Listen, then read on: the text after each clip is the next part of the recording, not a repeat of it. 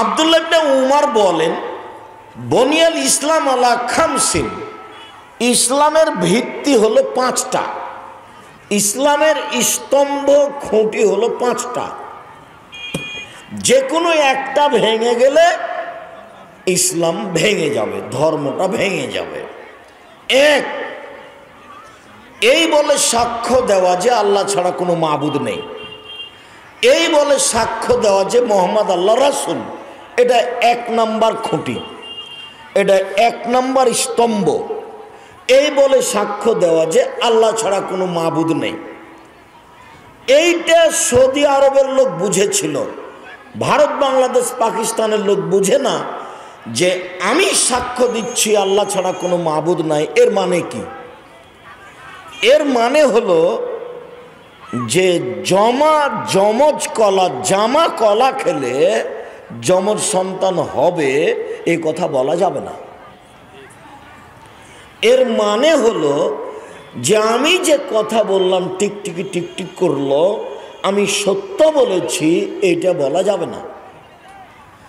এর মানে হলো যে হাত পা ব্যথা করছে, তা একটা রাবার বালা ব্যবহার করলাম, হাত ভালো হয়ে যাবে, এইটা করা যাবে না। আমি সাক্ষ্য দিচ্ছি আল্লাহ ছাড়া কোনো মাবুদ নাই, এর মানে হলো অষ্টাধাতুর আংটি হাতে দেওয়া যাবে না।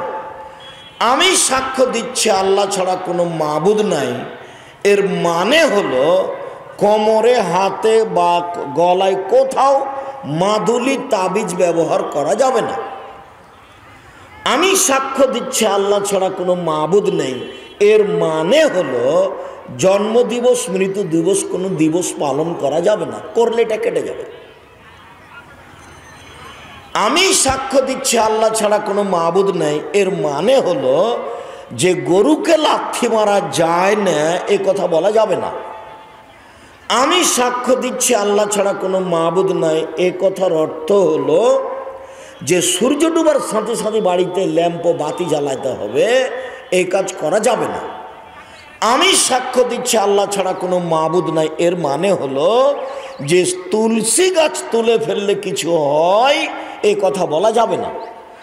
আমি সাক্ষ্য দিচ্ছি আল্লাহ ছাড়া কোনো মাবুদ নাই, এর মানে হলো যে ফরজ গোসল না করে সিম গাছ থেকে সিম তোলা যাবে না, বেগুন গাছ থেকে বেগুন ছিঁড়ে আনা যাবে না, ভাত রান্না করা যাবে না, ভাতের পাতিলে হাত দেওয়া যাবে না, এইসব কথা বলা যাবে না, বললেই শিরক হবে। আর এইটা তো দিনাজপুর, আব্দুর রাজ্জাক সাহেব দিনাজপুর মানে কি বললেন? এইটা হলো দিনাজপুর। মানে দিনাজপুর মানে কি বলতে চাইলেন? দিনাজপুর মানে বলতে চাইলাম যে হেডমাস্টার সাহেব আমাকে বলছেন, আব্দুর রাজ্জাক সাহেব আমার বিছানা থেকে নিয়ে বারান্দা পর্যন্ত চট মাদুলি ছালা বিছানো আছে, কেন বলতে পারেন? কেন বলেন তো? আমি তো জানি না। তো বলছে শোনেন, স্ত্রী মিলনের পরে যদি আমরা খালি পায়ে মাটিতে পা দিই তাহলে মাটি অভিশাপ করবে।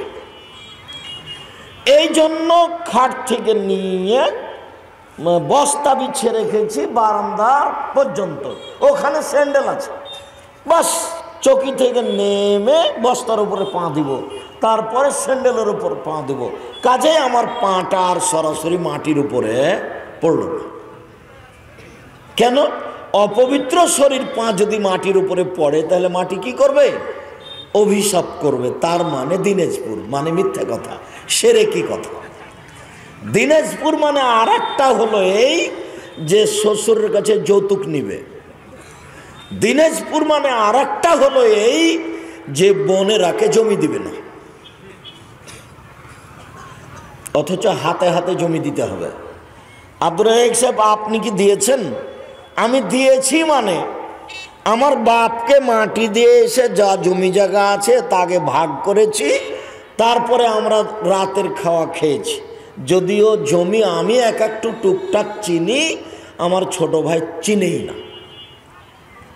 আমরা কোনোদিন জমিতে যাই না, আমাদের বোনের স্বামীরাই জমি খায়, চাষ করে, আমরা দেখতেও যাই না। আমার ছোট ভাই বরিশাল মডেল কলেজের, সরকারি কলেজের শিক্ষক, ও দারুল উলুম দেওয়ান থেকে পড়ে এসেছে।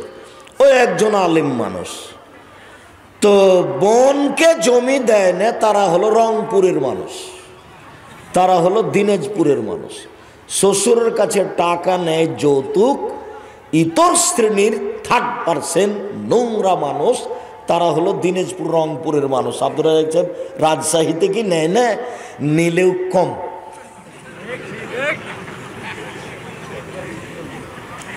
একেবারে ইতর শ্রেণীর মানুষ এরা।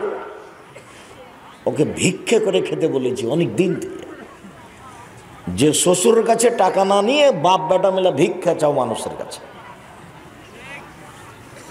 আর যৌতুক যদি নিয়ে থাকো শ্বশুরের কাছে টাকা, 24 ঘন্টার মধ্যে টাকা ফেরত দিবে। খাট খাটলা, চৌকি বাক্স, সাইকেল, মোটর সাইকেল সব ফেরত দিতে হবে। সন্ধ্যা হতে হতে দিয়ে দিতে হবে, একটাও রাখা যাবে না। ভিক্ষা করা টাকা দিয়ে চাউল কিনে ভাত খেয়ে ইবাদত কবুল হবে।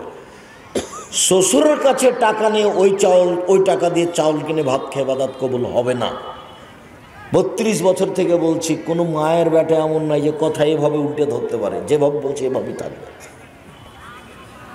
মানে যৌতুক ফেরত দিতে হবে। খাট খাটলা, চৌকি বাক্স, ফার্নিচার আগামীকাল সন্ধ্যা হতে হতে ফেরত দিতে হবে। কাপুরুষের সন্তান কাপুরুষ নিবা কেন? কাজ করে নাও গা, যাও। তুমিও কাপুরুষ, তোমার বাপও কাপুরুষ, তুমিও ভিক্ষুক, তোমার বাপও ভিক্ষুক। বাপটা ভিক্ষা করে খাও। খারাপ লাগে? খারাপ লাগার জন্যই তো বলছি, যাতে তোমারও মনে থাকে, তোমার বাপেরও মনে থাকে, যেন যেখানে যাবে কেটে ছেড়ে চলে যায়। মরা পর্যন্ত যেন বাপ বেটা মনে করে থাকো যে বেটা আমরা ভিক্ষা করে খাওয়া ভালো ছিল রে বেটা। কি যে করলাম জীবনে, খামাখা 50,000 টাকা নিয়ে আজীবন বদনাম ঘাড়ে করলাম।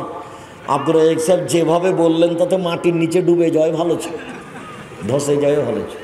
জি আমিও তাই বলছি। খুব ঘৃণিত কাজ, খুব ঘৃণিত কাজ।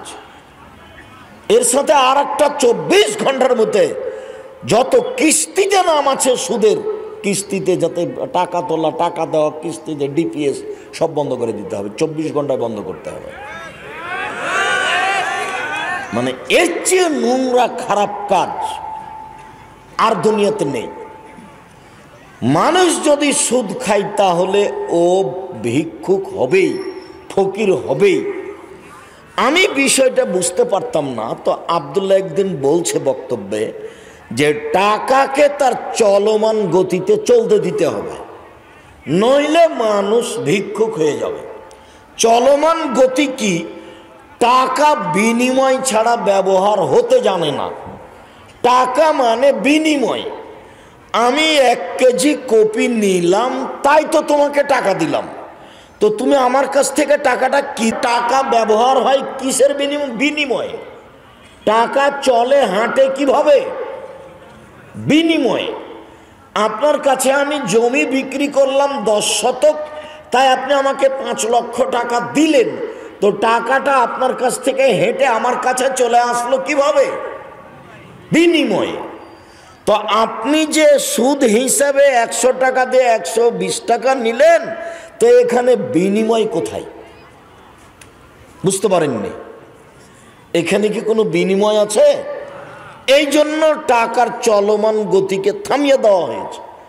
টাকার চলমান গতি হলো বিনিময় ছাড়া ব্যবহার হতে পারবে না। কেউ যদি টাকা দিয়ে টাকা নেয় তাহলে তার চলমান গতি নেই। অতএব যে দিয়েছে সেও ভিক্ষুক হবে, যে নিয়েছে সেও ভিক্ষুক হবে। আজ হোক আর কাল হোক, হবেই হবে। ও কথা আল্লাহ বলেছেন। আর সুদের ব্যাপারে যেসব ভাষাগুলি আল্লাহর নবী ব্যবহার করেছেন, তাতে আর কোনো পাপের ব্যাপারে এরকম ভাষা তিনি ব্যবহার করেননি। জেনা খুবই খারাপ পাপ, জেনা খুবই খারাপ পাপ। ভাষাগুলি আল্লাহ নবী খারাপ ব্যবহার করেননি। মানুষকে হত্যা করা খুবই মহাপাপ, বড় পাপ, তবে ভাষা এভাবে আল্লাহ রসুল ব্যবহার করেননি। সুদের ব্যাপারে বলছেন মায়াকুল দিরহাম রেবাও ইয়ালাম আসাদ্দু মিন সাত্তাতি ওয়া সিলাসিলা জিনিয়া।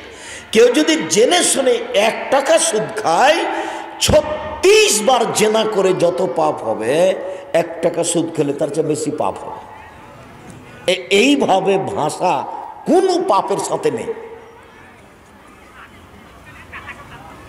তারপরে বলছেন আর রেবা সাবুনা জুজান, সুদের পাপের 70টি ভাগ আছে, বড় থেকে ছোট, ছোট থেকে বড়। সবচেয়ে ছোটটা হলো মার সাথে জেনা করলে যেমন পাপ হয়, কোনো পাপের সাথে এরকম ভাষা নেই। তারপর আল্লাহ রসুল বলছেন কেউ যদি সুদ খায় তাহলে তাকে রক্তের নদীতে ফেলে দিয়ে তার মুখের উপরে পাথর মেরে তার মুখখানাকে ভেঙে দেওয়া হবে। কোনো পাপীকে রক্তের নদীতে ফেলে পিটানো হবে না, কোনো পাপী নাই এমন দুনিয়াতে। সে জেনা হোক, চুরি হোক, ডাকাতি হোক, মাকে গালি হোক, শিরক হোক, যেটাই হোক না কেন, এমন কোনো পাপী দুনিয়াতে নেই যে পাপীকে রক্তের নদীতে ফেলে দেয়। নদীতে শুধু রক্ত, ওতে ফেলে দিয়ে তার মুখকে ভেঙে দেওয়া হবে পাথর দিয়ে, তার নাম হলো সুদ।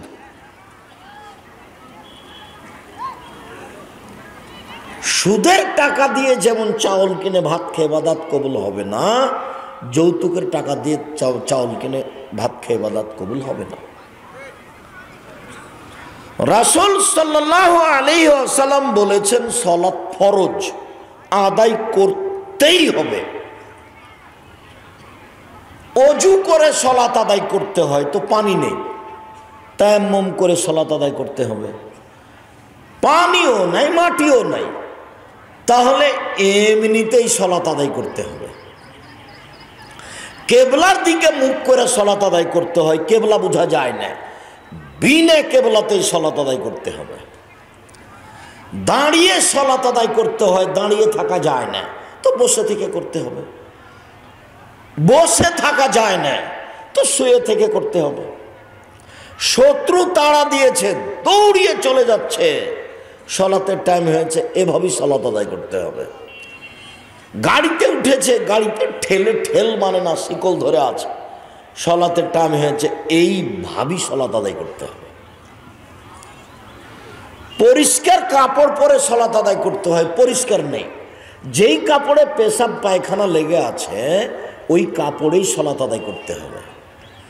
পরিষ্কার ও অপরিষ্কার কোনো কাপড়ই নাই, উলঙ্গ হয়ে আছে, সালাতের টাইম হয়ে গেছে, উলঙ্গ অবস্থাতেই তাকে সালাত আদায় করতেই হবে। তাতে আমরা কথার কথা বলেছি, ইরাকে, আফগানিস্তানে, মুসলিম দেশে মার্কিন সৈন্য ঢোকে মুসলিম মহিলাদেরকে উলঙ্গ করে চোখের সামনে হাঁটতে বাধ্য করে। এই সময়ে যদি নামাজের টাইম হয়ে যায় তাহলে মুসলিম মহিলাকে মার্কিন সৈন্যের সামনে উলঙ্গ অবস্থাতেই নামাজ পড়তে হবে, পড়তেই হবে। সালাত এমন একটা ব্যতিক্রম ইবাদত যে কোনো সমস্যা বুঝে না। হজ বুঝে, সামনে বছর যায়েন, এবছর যায়েন না, কোনো সমস্যা নেই। রোজা সিয়াম বুঝে, আপনি অসুস্থ এখন করিয়েন না, পরে করিয়েন, কোনো সমস্যা নেই। যাকাত তো 2 মাস পরে দেন, সমস্যা নেই। যাকাতটা 2 মাস আগে দিয়ে দেন, সমস্যা নেই। ওয়াবাক সালাত নামাজ যে কোনো সমস্যাই বুঝে না, মানে কোনো নিয়ম কানুন সমস্যা কিছুই বুঝে না যে ইবাদত, তার নাম হলো সালাত। আমাদের ভাষায় তার নাম হলো নামাজ। যার কারণে রাসূল সাল্লাল্লাহু আলাইহি ওয়াসাল্লামের কথাটা আমি বলেছি, আল্লাহ নবী বলছেন মাউরু আওলাদাকুম বিসসালাত, সাবেসিনা, ছেলে মেয়েকে সালাত আদায় করতে বলো যখন তার বয়স 7 বছর। ওয়াদরিবুহুম আলাইহা আবনা আশরি সিনিনা, 10 বছর বয়সের ছেলে মেয়ে সালাত আদায় না করলে পিটিয়ে করাও। 15 বছর বয়স হয়ে গেছে, সালাত আদায় করে না, তার বাপ বেঁচে আছে, এই কথা মিথ্যে। এখানে যারা বসে আছেন, আপনার ছেলে নামাজ পড়ে না, আপনি তার বাপ, আমি আব্দুর রাজ্জাক বিন ইউসুফ না করে দিলাম, আপনি তার চাচা। আপনি তার খালু, আপনার ক্ষমতা নাই, আপনার 14 গোষ্ঠীর ক্ষমতা নাই আমার সামনে আপনি ওই ছেলের বাপ বলে স্বীকৃতি দিতে পারেন, অসম্ভব। আপনার মতো কা পুরুষের বিবাহ করা ঠিক হয়নি। আপনি একটা কা পুরুষ, আপনি একটা ঘৃণিত পুরুষ। আপনাকে আল্লাহর নবী বিবাহ করতে নিষেধ করেছে। আল্লাহর নবী বলেছেন, ইয়া মাশারা শাবাব, ও যুবক দল যারা তোমরা বিবাহ করতে চাচ্ছ, ক্ষমতা থাকলে করবা বিবাহ। ক্ষমতা এক, পিঠের চামড়া তুলে দেবো। সলাত আদায় হয়েছে, দাঁত ভেঙে দেবো একবারে। সলাত আদায় করেছ? স্ত্রীকে বলো, এক কোথায় গেছিলে তুমি? মাথায় কাপড় না দিয়ে বাইরে গেছিলে নাকি? এরকম দৃশ্য কোনোদিন দেখলে পিঠের চামড়া তুলে দেবো। আমি তোমার স্বামী বলছি, মনে রেখো। তুমি ঘর দিয়েছি, বাড়ি দিয়েছি, টিউবওয়েল দিয়েছি, পেশাবখানা করেছি, পায়খানা করেছি, সব বাড়িতে রেখেছি। ভবিষ্যতে যদি কোনোদিন শুনি তুমি বাড়ির বাইরে গেছিলে, পিঠের চামড়া তুলে দাও, আমি তোমার স্বামী বলছি। স্বামী মানে ক্ষমতা। আপনার স্ত্রী এখন ছোট ব্লাউজ পরে বসে আছে এখানে, তার মানে আপনি কাক পুরুষ, আপনি কাক পুরুষ, আপনি ঘৃণিত পুরুষ। আপনাকে আমি ঘৃণা করি। আপনার মেয়ে এখানে ক্লাস 10-এ পড়ে, এবারে পাঞ্জার চুল মাথায় দিয়ে দাঁড়িয়ে আছে। ওই যে এখনই বাজার থেকে আসলো। ও কি হিন্দুর মেয়ে? ও কি খ্রিস্টানের মেয়ে? ও কি ইহুদির মেয়ে? আসলো কেন? কেন আসবে? আসবে কেন? আপনি যে বলছেন আমি মুসলমান, শোনেন, ধর্ম পাগল হয়নি। তাহাজ্জুদ পড়ে জান্নাত কেনার হিসাব করিয়েন না। 3 শ্রেণীর মানুষ জান্নাত পাবে না। এক, মধুবেলুল খাম, যারা নিয়মিত বিড়ি, তামাক, জর্দা, সিগারেট, গুল, নেশাদার দ্রব্য খায়, পান করে, তারা জান্নাতে যাবে না। 2, আর রাজলাত মিনান নিসায়ে, পুরুষের বেশধারী নারী, যারা পুরুষের জুতা স্যান্ডেল পরে, যারা পুরুষের শার্ট প্যান্ট পরে, যারা পুরুষের পোশাক পরে, যারা গেঞ্জি গায়ে দিয়ে চলে, এসব বেহায়া মহিলা জান্নাতে যাবে না। এসব বেশরমা মহিলা জান্নাতে যাবে না। 3, আপনি যাবেন না। আমি যাব না মানে আপনি যাবেন না। আল্লাহ রাসূল বলছেন, দায়ুস আল্লাযী কুরফি আলাল খাবাসা, ওই দায়ুস জান্নাতে যাবে না যার বাড়িতে বেহায়াইর সুযোগ আছে। আপনি বলেন যে আমার বাড়িতে বেহায়াই নাই। এই যে আপনার মেয়ে ক্লাস 10-এ পড়ে, দেখেন এখন দাঁড়িয়ে আছে পিছনে আপনার মেয়ে। আপনি বলেন যে আমি দায়ুস নই। আমি মুহাম্মদ সাল্লাল্লাহু আলাইহি ওয়াসাল্লাম অনুবাদক, 1450 বছর পূর্বে মুহাম্মদ সাল্লাল্লাহু আলাইহি ওয়াসাল্লাম এইভাবেই বলেছেন। আমি জাতির সামনে অনুবাদ করে শোনাচ্ছি মাত্র। আর যেটা বলার গতি আছে সেটা আরো শক্ত হওয়া দরকার, কিন্তু আমার গতিটা আমি সামলাতে পারি না। এর চেয়ে শক্ত হওয়া দরকার। আল্লাহ রাসূল বলছেন, যা খাতাবা, যখন আল্লাহ রাসূল বক্তব্য দিতেন, আহমারা তাইনাহু, তার 2 চোখ লাল হয়ে যেত, অস্তাদা গাজাবহু, তার রাগ বেশি হয়ে যেত, ওয়ালা সৌতহু, তার কণ্ঠ উঁচু হয়ে যেত, কান্না মনজুর যাইস, যেন তিনি সৈন্য দলকে ধমক দেখাচ্ছেন, এই করতে হবে, সে করতে হবে। এটা ছিল মুহাম্মদ সাল্লাল্লাহু আলাইহি ওয়াসাল্লামের বক্তব্যের গতি। কণ্ঠস্বরে বক্তব্য দেওয়া না যায়। বহুদিন থেকে বলে আসছি, কণ্ঠস্বরে বক্তব্য দেওয়া যাবে না। তো সবাই যে দিচ্ছে, দিলে কি হবে? আমি কোনোদিন দিইনি। আমার জীবনে আমি 1 মিনিটের জন্য কোনোদিন কণ্ঠস্বরে বক্তব্য দিইনি। কণ্ঠস্বরে বক্তব্য যায়, যেভাবে বক্তব্য এমনভাবে দিতে হবে যে যেখান দিয়ে যাবে কেটে ছেড়ে চলে যাবে। আপনি জান্নাতে যেতে পারবেন না, আপনি দায়ী। আপনাকে বলতে হবে ওটা আমার মেয়ে নয়, এটা হিন্দুর মেয়ে। ওর কাছে শয়তানের কোনো কাজ নাই, ইবলিশ ওখানে যাবে না। হিন্দুর একটা মেয়েকে বলতে যাবে না ইবলিশ। চাঁপাইনবাবগঞ্জের ভাষাতে ইবলিশ হলো 14 ইলিমের পড়া। চাঁপাইনবাবগঞ্জের ভাষাতে ইবলিশ কাকে বলে?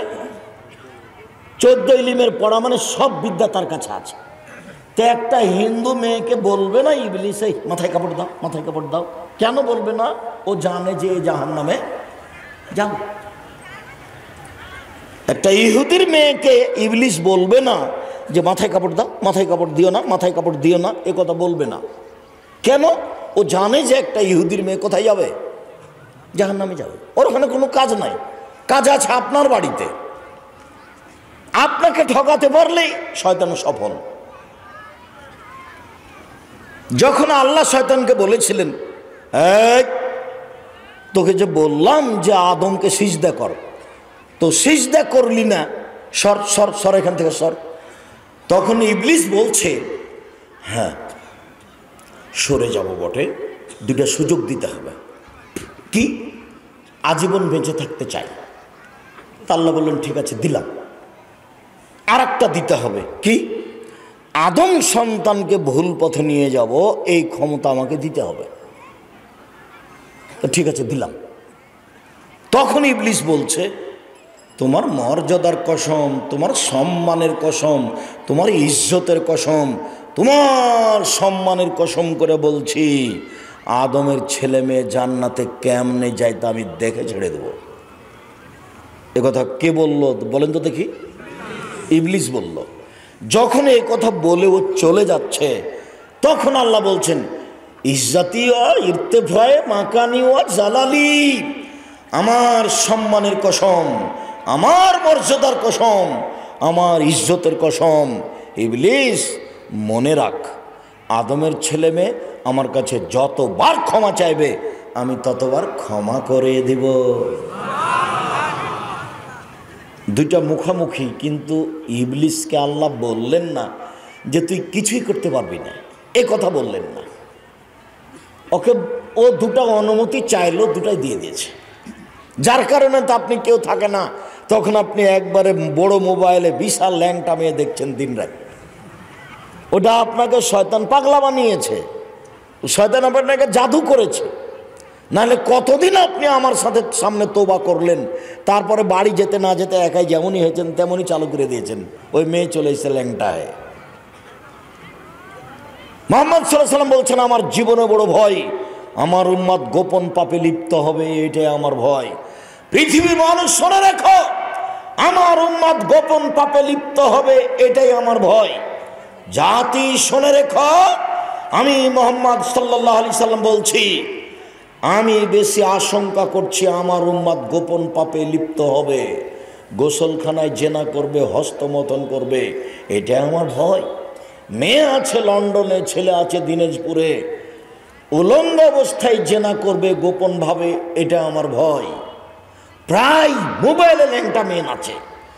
আর কিছু কিছু বাড়িতে মুরব্বি তাহাজ্জুদ পড়ে, 60 বছর 65 বছর বয়স, বিশাল টিভি আছে, রাত 3টেতে তাহাজ্জুদ পড়তে উঠেছে, উঠে আকাশের দিকে তাকিয়ে দেখে দোয়াও পড়েছে, 2 রাকাত সালাতও আদায় করেছে।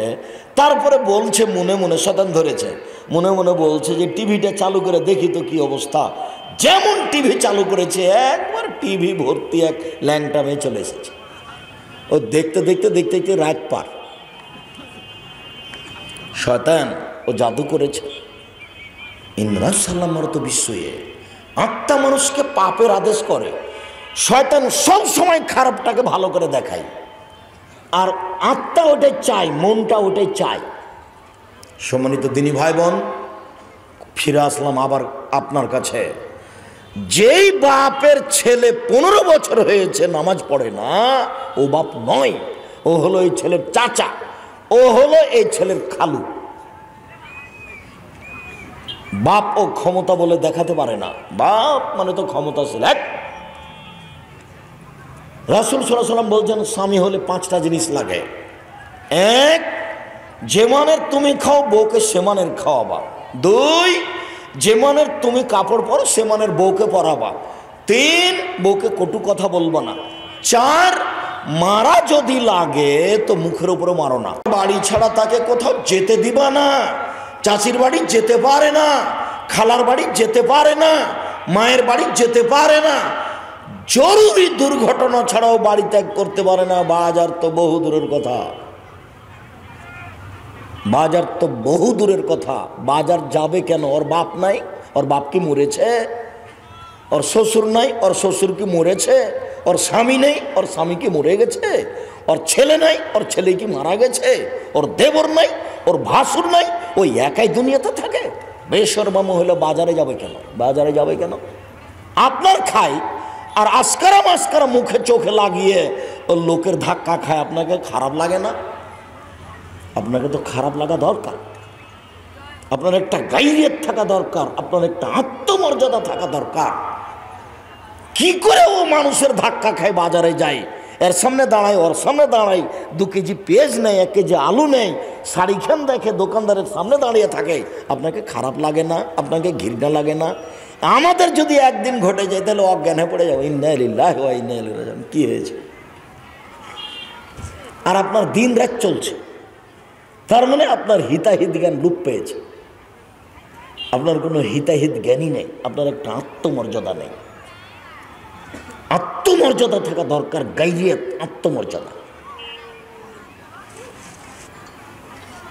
একটা ছোট ছেলে যদি বড় মানুষকে একটা মোটা কথা বলে দেয়, তো ওই শিক্ষিত বড় মানুষটার গায়ে বাঁধে, এর নাম হলো আত্মমর্যাদা। বুঝতে পারেননি কথা? এটা নাম কি? আত্মমর্যাদা। এটা প্রত্যেকটা মানুষের একটা আত্মমর্যাদা আছে। এখানে পায়খানা পড়ে আছে, তো ছোট ছেলেটা আমাকে বলছে যে আপনি পায়খানাটা সাফ করে দেন, তো ওই কথাটা আমার কোথায় বাঁধলো?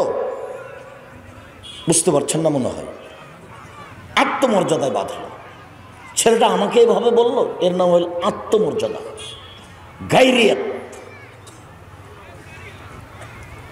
তোমার চোখের সামনে তোমার মায়ের হাত ধরে আর একজন যুবক জোর করে টেনে নিয়ে যাচ্ছে, তখন তোমাকে খারাপ লাগছে, কে রে, ছিছি, আমার মায়ের হাত ধরে টানছে মানে একে। এই যে তোমাকে খারাপ লাগলো, এর নাম হলো আত্মমর্যাদা। আপনার স্ত্রী কেমনে বাজারে যায়, আপনার একটু আত্মমর্যাদা নাই কেন? আর আমি আমার দিনী বোনদেরকে বলবো যে অভিমান রাখেন না জীবনে। অভিমান রাখলে সংসারে গন্ডগোল বাঁধবেই। আব্দুর রাজ্জাক সাহেব, অভিমান কি জিনিস? অভিমানটা বোঝানোর আগে আপনাকে একটা কথা বলি। আপনার স্বামীকে বলবেন, যাহাই আনিবেন তাহাতে আমি খুশি, আমার পক্ষ থেকে কোনো কিছু বলার নেই। অভিমান তাহলে কি জিনিস? একটু সুন্দর দেখে, চিকন দেখে একটু কাপড় আনিও তো, সময়ে আমি যাব কোথাও পরে, তো একটা নিয়ে এসেছে, তখন নিয়ে এসে হাত দিয়ে দেখে বলছে কি যে মোটা কাপড় নিয়ে আসে, একটুকু ভালো লাগে না। এই যে অভিমানের উল্টা হয়ে গেছে। অভিমানের কি হয়েছে? উল্টা হয়েছে। তা আর একদিন আর একটা নিয়ে এসেছে, পরের দিন ওটা পাল্টিয়ে, তখন হাত দিয়ে বলছে এটা ভালো লাগে না। তখন আপনি বলেছেন তুই যা বাজারে, তুই যা কিনগা। এই যে সমস্যা বাঁধল, ওকে কোনো অভিমানই রাখতে হবে না স্ত্রীকে, তাহলে সংসার সুন্দর চলবে। অভিমান রাখলে শয়তান সুযোগ পাবে, এটা ভেঙে যাবে। সম্মানিত দিনী ভাই বোন, বলছিলাম সালাত আদায় করতেই হবে যে কোনো মূল্যে। এবার বলি, যারা সালাত আদায় করে না তারা কেমন? বুরাইদা রাদিয়াল্লাহু তাআলা আনহু বলেন, বাইনাল আবদি ওয়া বাইনাল্লাহি তারকুস সালাত। যারা সালাত আদায় করে তারা মুসলমান, আর যারা সালাত আদায় করে না তারা কাফের। রাসূল সাল্লাল্লাহু আলাইহি সাল্লাম বলেন, মান তারাকা সালাতা মুতাআম্মিদান ফাকাদ কাফারা। কে যদি ইচ্ছাকৃত সালাত ছেড়ে দেয় তাহলে সে কাফের হয়ে গেছে। আবু হুরায়রা রাদিয়াল্লাহু তাআলা আনহু বলেন, উমিরতু আন উকাতিলান নাস হাত্তা ইয়াকুলু লা ইলাহা ইল্লাল্লাহ ওয়া ইকিমুস সালাহ। আমাকে আদেশ করা হয়েছে, আমাদের নবী বলছেন, আমাকে আদেশ করা হয়েছে আমি পিটিয়ে লা ইলাহা ইল্লাল্লাহ বলাবো, পিটিয়ে সালাত আদায় করাবো। যদি সালাত আদায় করে তার রক্ত নিরাপদে, তার সম্পদ নিরাপদে। যদি সালাত আদায় না করে তাহলে অর্থ সম্পদ লুটে নেওয়া যায়। ওর রক্ত নিরাপদে নয়, ওর সম্পদ নিরাপদে নয়, ওকে আমি পিটিয়ে সালাত আদায় করাবো। এই হাদিস দিয়ে ইমাম আবু হানিফা রাহিমাহুল্লাহ সেই কালে বলেছেন, কেউ যদি অলসতা করে এক ওয়াক্ত সালাত আদায় না করে তাকে জেলখানায় বন্দি করে পিটিয়ে সালাত আদায় করাতে হবে। এই হাদিস দিয়ে সেই কালে ইমাম আহমদ ইবনে হাম্বল বলেছেন, কেউ যদি এক ওয়াক্ত সালাত আদায় না করে তাহলে তাকে কুরবানি করতে হবে, জবাই করতে হবে, হত্যা করতে হবে, বেঁচে থাকার কোনো সুযোগ নাই। বর্তমানে আরবি বিদ্বানগণ বলছিল, এই ছেলে বসো, আপনার পাশ থেকে সাবধান, কোন লোক বা কোনো ছেলে যেন না ওঠে, খুব খেয়াল করবেন। আপনার এই 20 মিনিটের মধ্যে এত ব্যস্ততা লেগে গেল, কোনো কাজ আমাকে দেখায়েন না কিছুক্ষণ।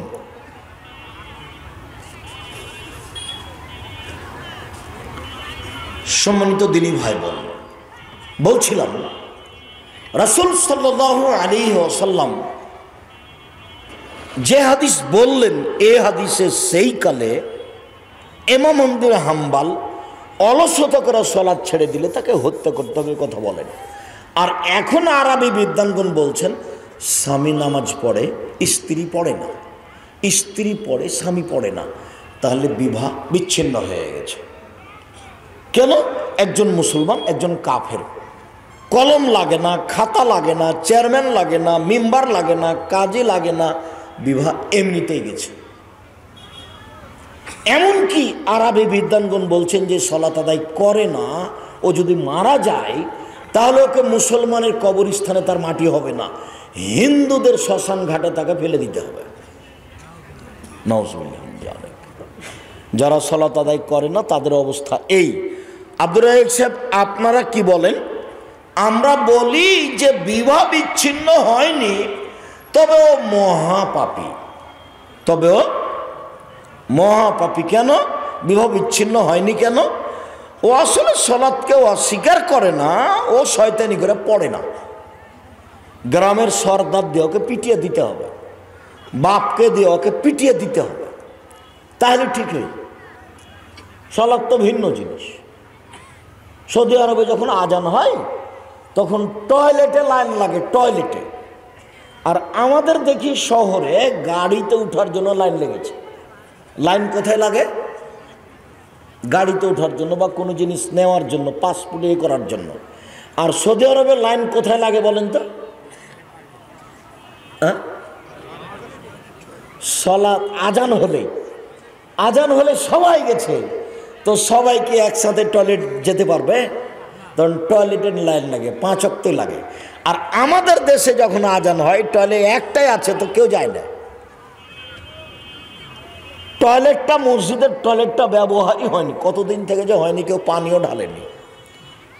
মুয়াজ্জিন এক বোকা নোংরা, ওই পায়খানার উপরে পায়খানা করে চলে আসে, যে টাকাটি অলস। আমি হলে মুয়াজ্জিনের সামনে আমি দাঁড়িয়ে রাখতাম, দাঁড়িয়ে ওকে রেখে আমি আগে টয়লেট পরিষ্কার করতাম, ভালো করে টয়লেট পরিষ্কার করে ওই টয়লেটের উপরে বালু দিয়ে, পা দিয়ে, হাত দিয়ে ডলে এমন ঝকঝকে করতাম যে দাঁত দেখা যেত। তারপর অন্য মানুষ আসতো, আমি নিজেই পারি। ওকে রেখেছেন কেন আব্দুর রাজ্জাক সাহেব? ওকে রেখেছি, এখন সব তো কাজ করতে পারি না। 250 জন শিক্ষক শিক্ষিকা কর্মচারী আছে।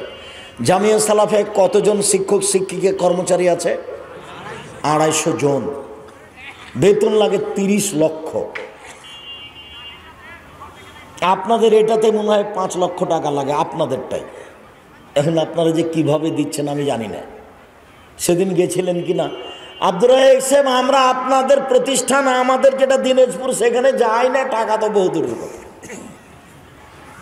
চলছে কিভাবে যে চলছে আমি জানি না, তবে দেখি 20 বিঘা জমির উপরে আপনাদের প্রতিষ্ঠান। জামিয়া সালাফিয়া তেঘরা বিরল দিনাজপুর, কত বিঘা জমির উপরে? 20 বিঘা জমির উপরে। প্রায় 500 ছেলে মেয়ে পড়াশোনা করছে ভিন্ন ভিন্ন স্থানে।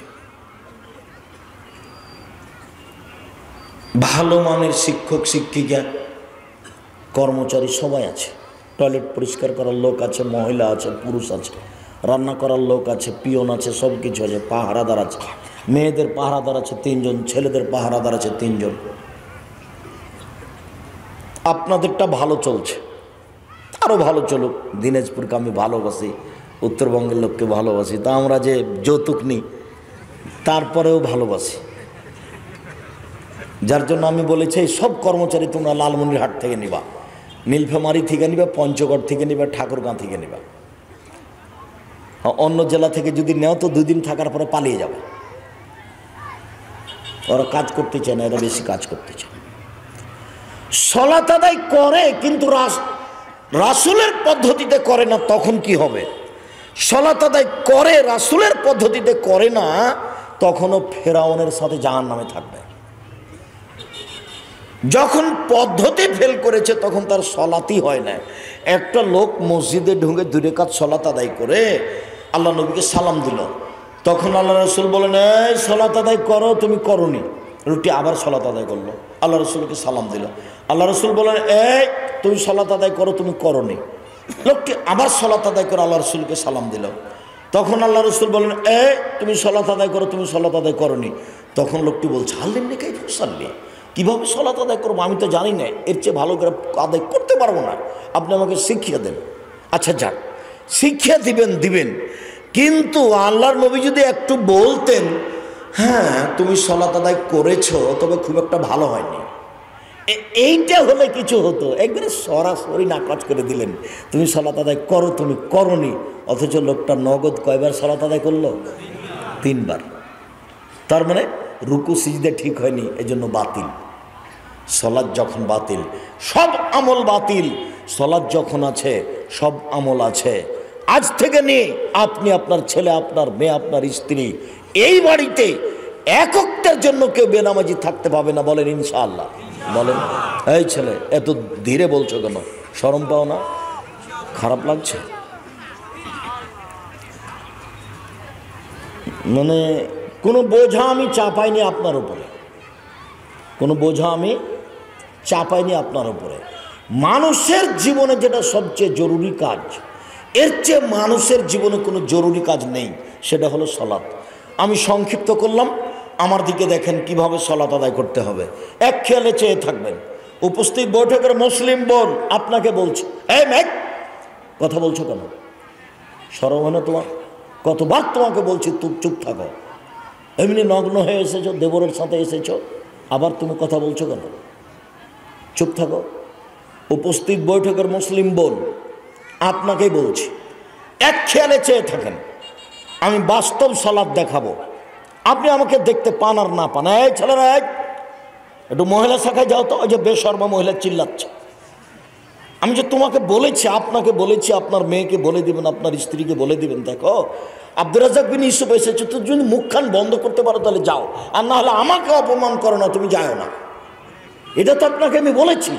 কোন শরমে আপনার স্ত্রী এখানে চিল্লাবে কেন? ফাঁসি হয়ে গেলে মুখ খুলবে না। সে কেন চিল্লাচ্ছে? আপনার কাপুরুষতার ফাঁকে চিল্লাচ্ছে।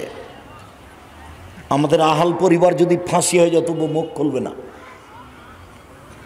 চিল্লাচ্ছে কেন? আপনার দোষে চিল্লাচ্ছে। আপনাকে আমি কষ্ট দিতে আসিনি।